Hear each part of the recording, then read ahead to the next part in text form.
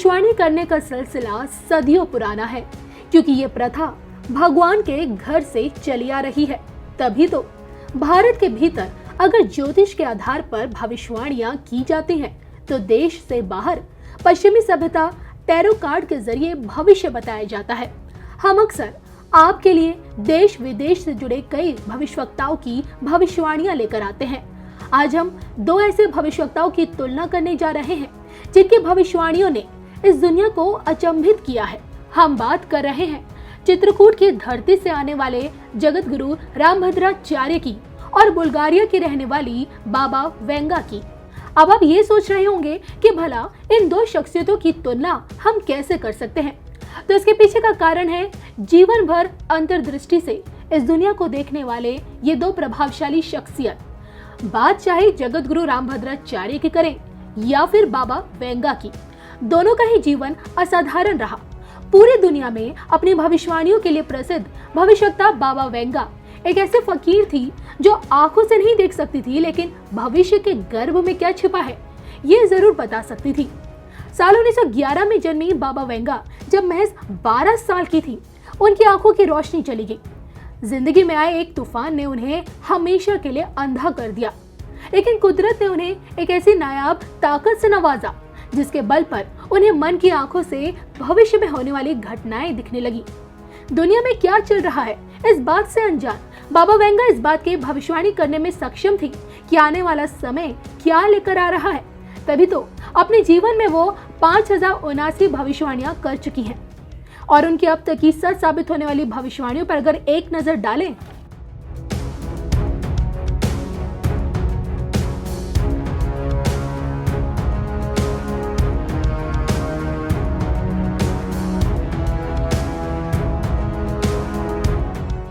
तो 1980 में बाबा वेंगा ने रशियन न्यूक्लियर सबमरीन के डूबने की भविष्यवाणी की थी।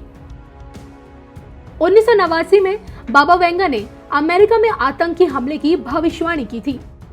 1950 में ग्लोबल वार्मिंग और 2004 सुनामी की भी भविष्यवाणी की। 2004 में अफ्रीकी अमेरिकी मूल के व्यक्ति के अमेरिकी राष्ट्रपति बनने की भविष्यवाणी की थी। यूरोप पर मुस्लिम आतंकियों के हमले की भविष्यवाणी की और परिणाम स्वरूप 2010 में मिडिल ईस्ट में संघर्ष शुरू हो गया। बाबा वेंगा की ही तरह अपनी अंतर्दृष्टि के बल पर जगत गुरु रामभद्राचार्य ने अब तक जितनी भविष्यवाणियां की हमेशा सटीक बैठी। एक ऐसे असाधारण शख्सियत जिन्हें 22 भाषाओं का ज्ञान, जो 80 ग्रंथों की रचना कर चुके हैं, धर्म कार्य के अलावा अपने दम पर विश्व की पहली हैंडीकैप यूनिवर्सिटी चला रहे हैं। संघर्ष भरा जीवन जीने वाले रामभद्राचार्य ने बगैर ब्रेन लिपि के अध्ययन किया और रचना की, और आज भारत के सर्वश्रेष्ठ विशेषज्ञों में इनकी गिनती होती है। रामचरितमानस की एक प्रमाणित प्रति के संपादक हैं और जिसका प्रकाशन तुलसी पीठ द्वारा किया गया है। रामायण और भागवत के प्रसिद्ध कथाकार हैं। भारत के भिन्न भिन्न नगरों में और विदेशों में भी नियमित रूप से उनकी कथा आयोजित होती रही है। अब आप इसे अद्भुत शक्ति कहें या फिर दिव्य ज्ञान, जगत गुरु रामभद्राचार्य के मुख से निकली प्रत्येक बात सच निकलती है। फिर चाहे रामनाथ कोविंद का देश का राष्ट्रपति बनने की भविष्यवाणी हो, राम मंदिर निर्माण से जुड़ी भविष्यवाणी हो, पीएम मोदी के बैक टू बैक सत्ता पर काबिज होने की भविष्यवाणी हो, या फिर हाल ही में योगी आदित्यनाथ के फिर से यूपी में कमल खिलाने की भविष्यवाणी हो, एक सामान्य परिवार में जन्मे रामभद्राचार्य ने कई चुनौतियों का सामना किया। अपनी कमजोरी को ही उन्होंने अपनी शक्ति बनाई और आज संत में परमात्मा के रूप में दुनिया उन्हें देखती है। भले ही बाबा वेंगा और रामभद्राचार्य दो अलग अलग प्रभावशाली शख्सियत रहे हैं, लेकिन दोनों की ही अंतर्दृष्टि ने इस समाज को एक नई राह दिखाई और भविष्य के गर्भ में क्या छिपा है इससे अवगत कराया।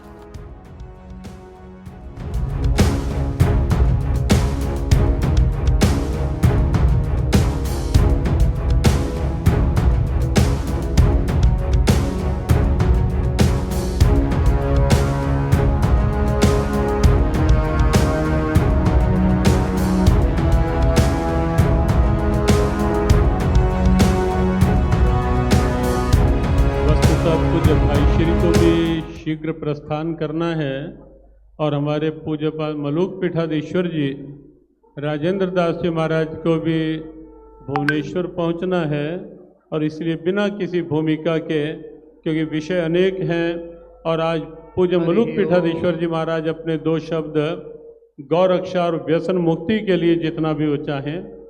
हरि ओम तत्सत। श्रीमते रामचंद्राय नमः।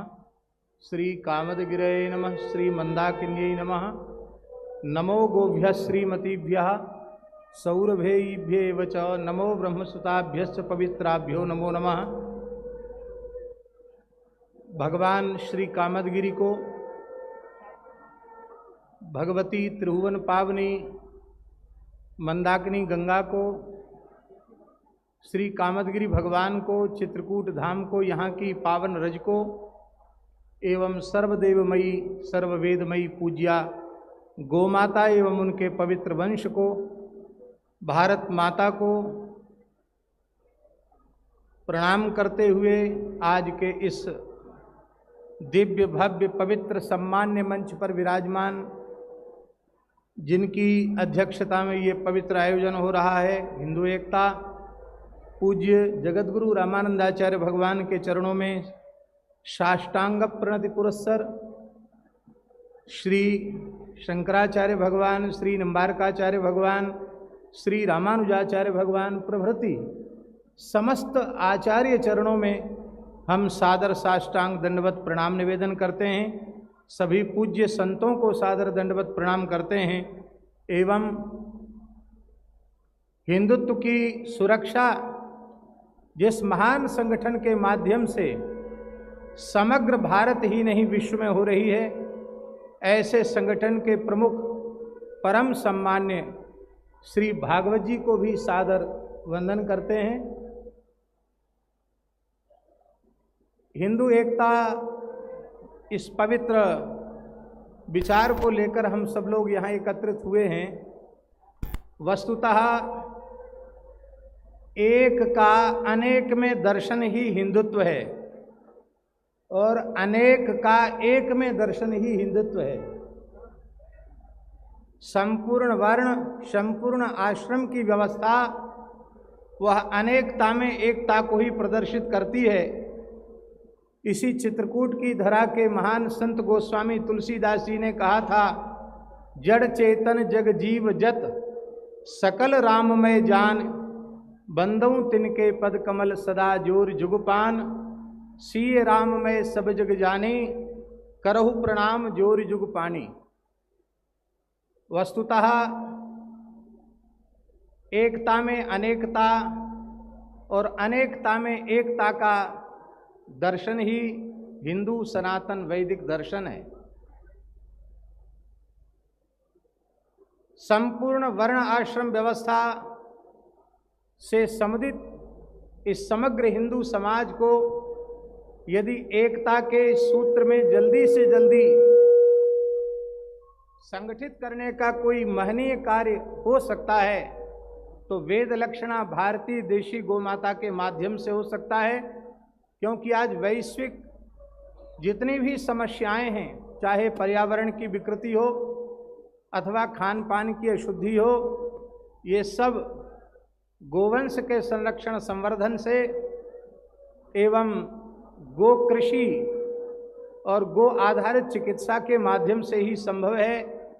हम पहले सूक्ष्म प्रकृति में विकृति मानते हैं, वह इसके बाद स्थूल प्रकृति में विकृति मानते हैं।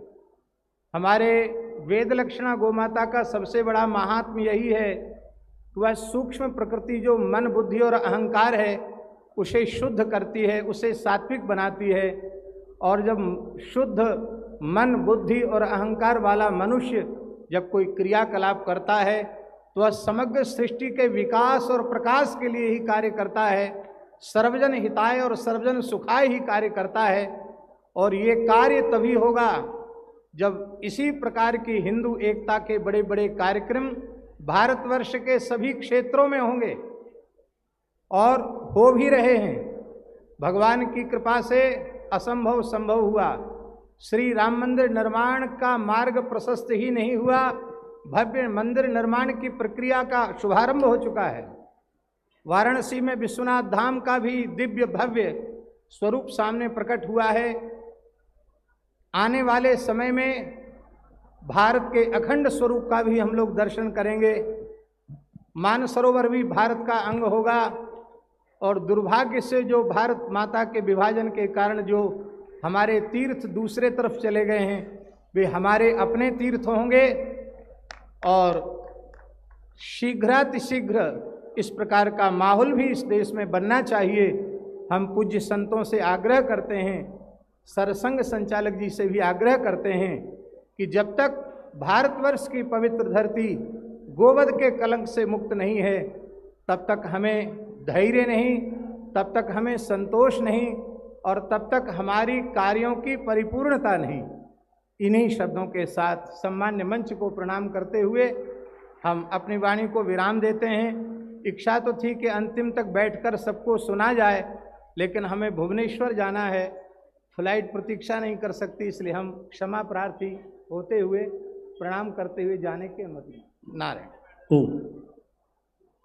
इस विराट हिंदू एकता सम्मेलन में जहां मंच पर हमारे राष्ट्र के महान संत ऊर्जा, जिसमें सभी हमारे प्रमुख आचार्यगण, अनेक अखाड़ों के प्रमुख और अनेक वरिष्ठ संत, प्रत्येक विचारधारा के प्रमुख संत यहाँ उपस्थित हैं। वास्तव में ये एकत्व यहाँ मंच पर भी सिद्ध हो रहा है और समक्ष भी जो लाखों लाखों की भीड़ दूर तक बाहर मुख्य सड़क तक दिखाई दे रही है। वास्तव में यह भी हिंदू एकता मंच की दिव्यता को सिद्ध कर ही रही है। हमारे पूज्यपाद जगतगुरु रामानंदाचार्य धर्म चक्रवर्ती और पद्म विभूषण से सम्मानित जगतगुरु राम भद्राचार्य, यद्यपि ये सम्मान जो है स्वयं ही सम्मानित होते हैं, ऐसे हमारे तपापूत महापुरुषों के साथ जुड़ करके, तो ऐसे पूज्यपाद महाराज श्री का एक संकल्प भीतर का और उसका परिणाम मंच का यह विराट स्वरूप और समक्ष यह विराट स्वरूप। पूज्य महाराज श्री ने वस्तुतः 12 बिंदु आज के इस हिंदू एकता सम्मेलन के रूप में निर्धारित किए। कहीं राष्ट्रीय अस्मिता का प्रतीक श्री राम मंदिर, कहीं हिंदुओं के मठ मंदिरों पर शासकीय नियंत्रण के दुष्परिणाम, धर्मांतरण एक अंतर्राष्ट्रीय षड्यंत्र, जनसंख्या नियंत्रण कानून की आवश्यकता, राष्ट्रवाद एवं समान नागरिक आचार संहिता, लव जिहाद और युवा पीढ़ी का भटकाव एवं समाधान, भारतीय दर्शन आधारित शिक्षा की आवश्यकता, व्यसन मुक्ति और गौरक्षा, सामाजिक समरसता, परिवार प्रबोधन और मातृशक्ति वंदन और प्रचार के विभिन्न माध्यमों द्वारा हिंदू धर्म की अवहेलना एवं दुष्प्रचार और पर्यावरण एवं नदी संरक्षण। ये वास्तव में ऐसे विषय हैं जहाँ कहीं ना कहीं विकृतियाँ दिखाई दे रही हैं, विसंगतियाँ यद्यपि थी नहीं है नहीं, कहीं ना कहीं किन्हीं कारण, राजनीतिक कारण कहें, तथाकथित धर्मनिरपेक्षता, कई विसंगतियाँ आई। उनका समाधान है ये हिंदू विराट एकता सम्मेलन। और उसमें जिस ढंग से